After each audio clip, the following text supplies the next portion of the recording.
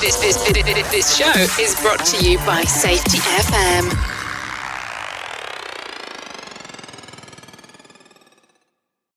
Warning, the following broadcast contains adult language, adult content, frank safety discussions, and stories that might sound unbelievable. But believe me, every one of those stories is true. We didn't start the safety war, but we are going to fight to win it. For our families, for our communities, for our workplaces, and for our lives. The safety war starts now. Since I seem to be fascinated by this biological safety stuff, always have been, like with the ongoing polio, monkeypox, COVID-19, and new biological threats like tomato flu. I'm going to be doing periodic episodes specifically on this stuff. So stay tuned. We are going to make some major announcements in the very near future. So let's talk about polio. As a reminder, this is a local issue to me with national significance. It's hit the national news several days, and I want to stay ahead of it, or at least with it. And you've heard it here first, in all likelihood, if you're a regular listener, before it really made big national news. The one identified victim lives one town over from me, and the sewage indicates that there are likely hundreds of people who have polio in my town in New York City and now in upstate New York. So this is from the New York City Department of Health. Essentially, they're urging immunization and warning of expanding community spreads. And polio has now been detected in 4 wastewater samples collected in July and August in Sullivan County, and it's linked to the polio case in Rockland County where I live.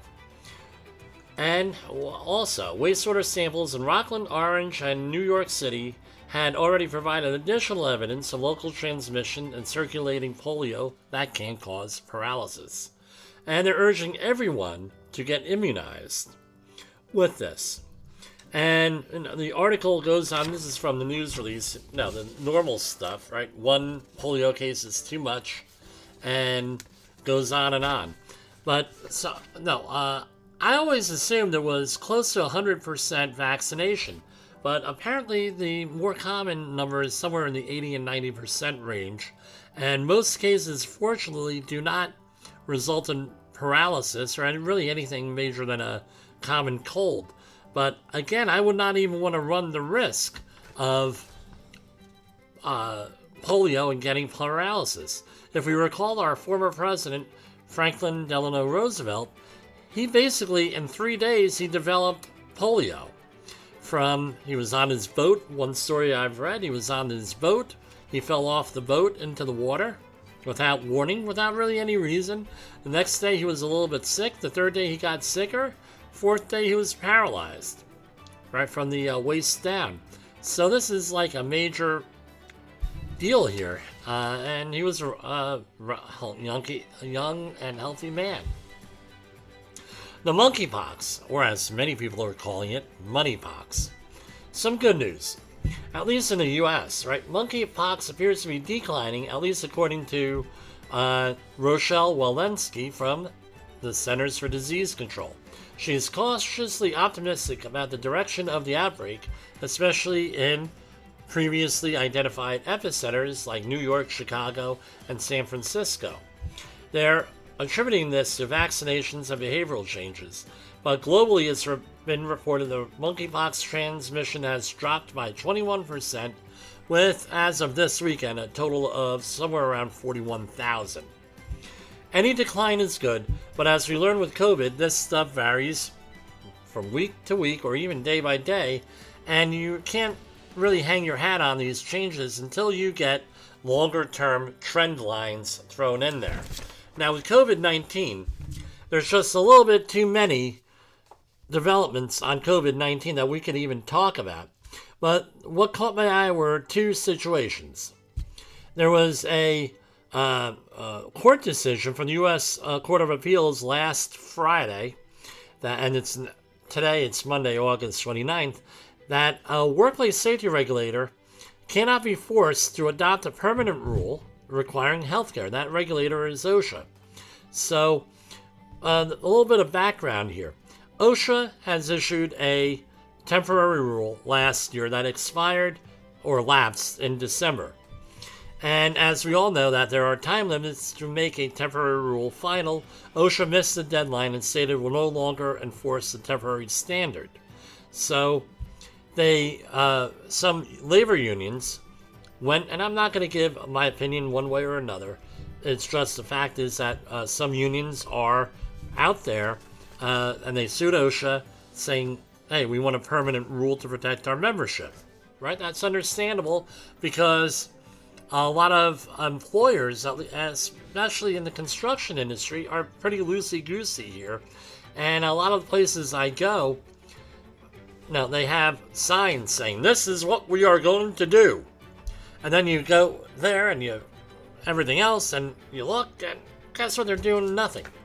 Right? It's all for show. It's, of course, what we call the safety show.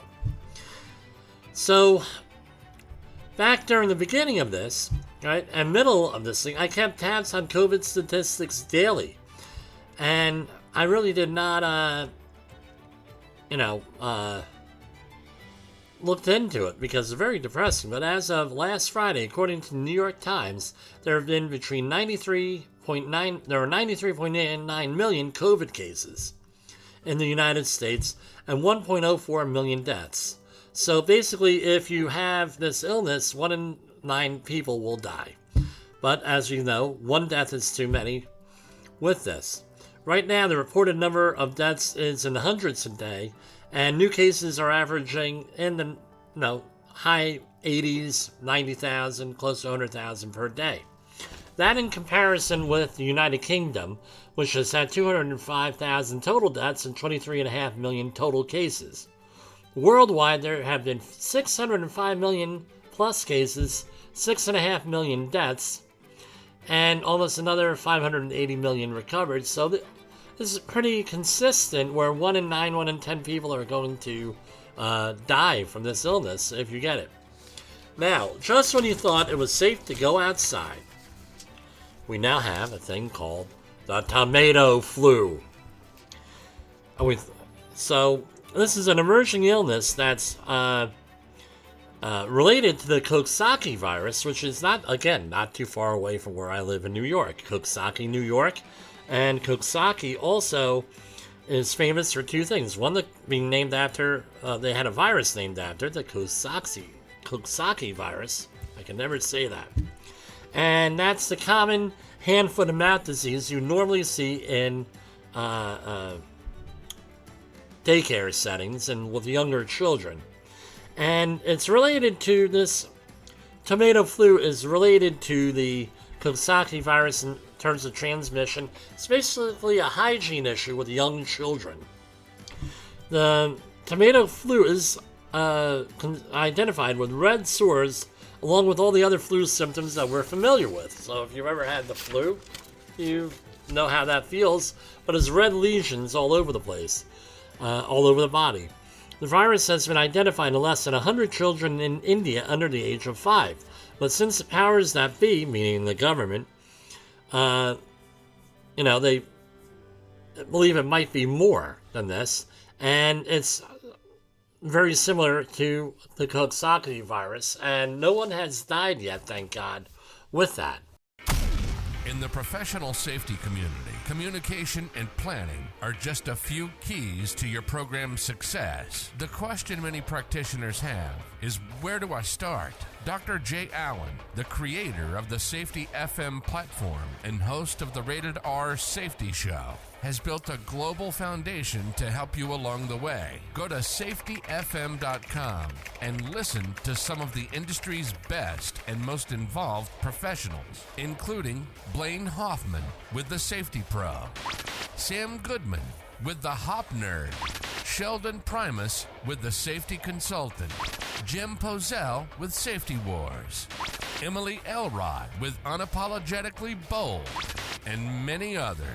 As individuals, we can do great things, but as a team, we become amazing. Dial into safetyfm.com today and surround yourself with a powerful force of knowledge and support.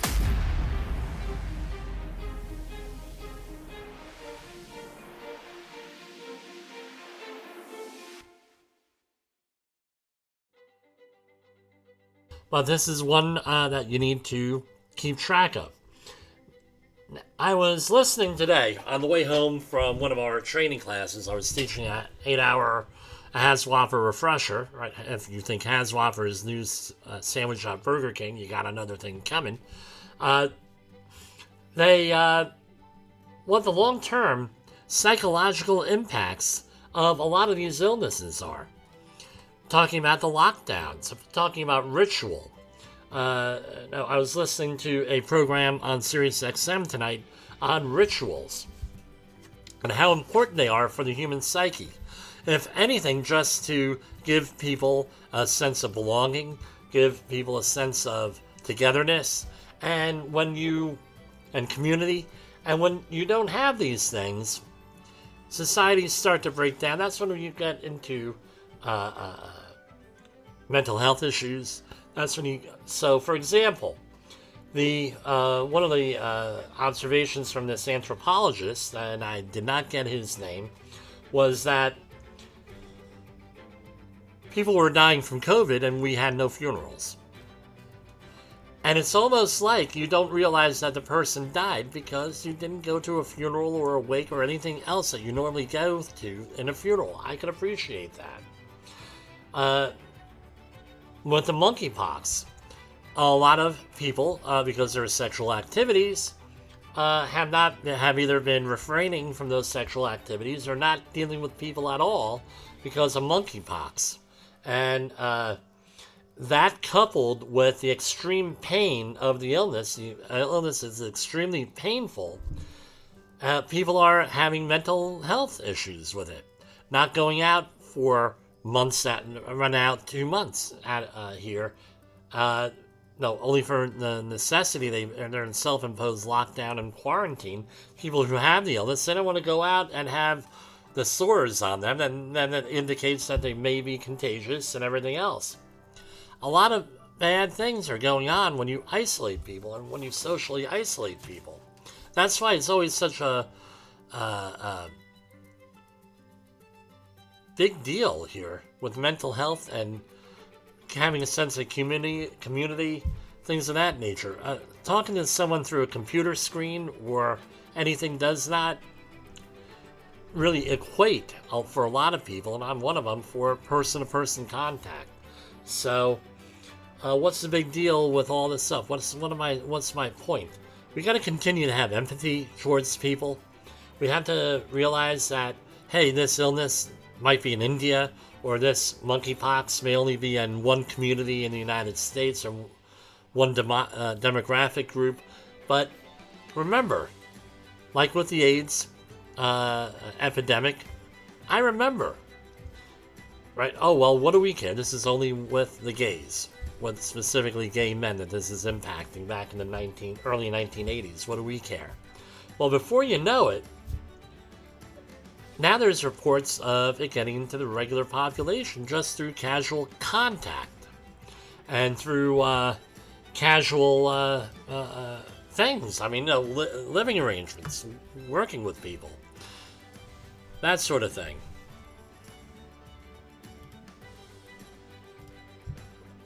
So, for example, this is an article coming off of the BBC here.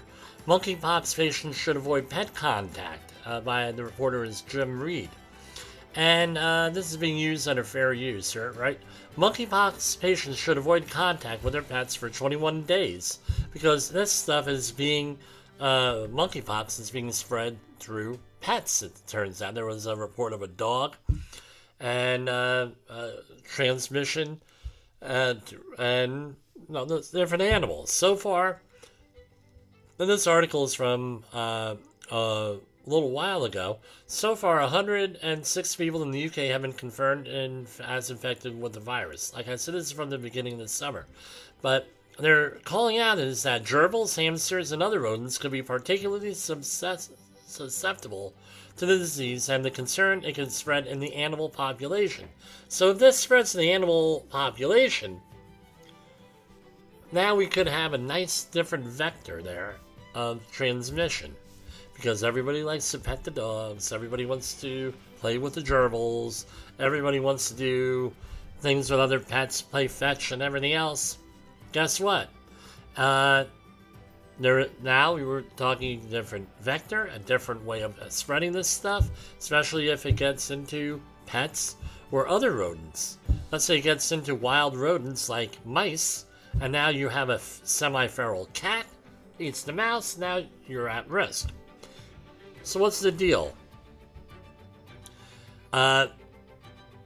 According to the European Center for Disease Control, they said that rodent pets belonging to monkeypox patients should ideally be isolated in monitored facilities and tested for the disease before their quarantine period ends. And, if this stuff comes down with monkeypox, if these animals, then they should be euthanized. That's a horrible thing. So, something to think about here. We think that it's only one community, but it could be many different communities that this could spread into. And we have to treat this, my opinion, Jim's opinion, this needs to be treated with a lot of seriousness. Any of these illnesses that we discussed today, polio, COVID,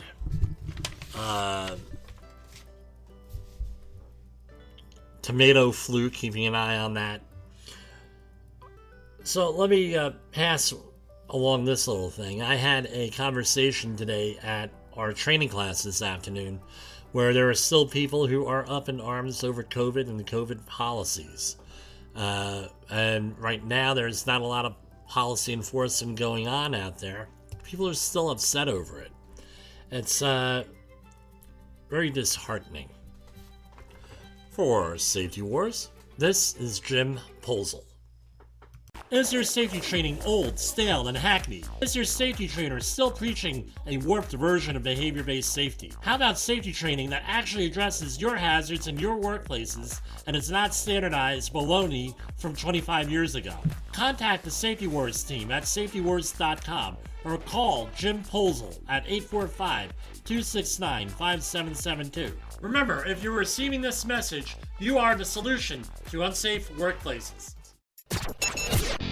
The views and opinions expressed on this podcast are those of the host and its guest and do not necessarily reflect the official policy or position of the company. Examples of analysis discussed within this podcast are only examples. They should not be utilized in the real world as the only solution available, as they are based only on very limited and dated open source information. Assumptions made within this analysis are not reflective of the position of the company. No part of this podcast may be reproduced, stored in a retrieval system, or transmitted in any form or by any means, mechanical, electronic, recording, or otherwise, without prior written permission of the creator of the podcast, Jay Allen.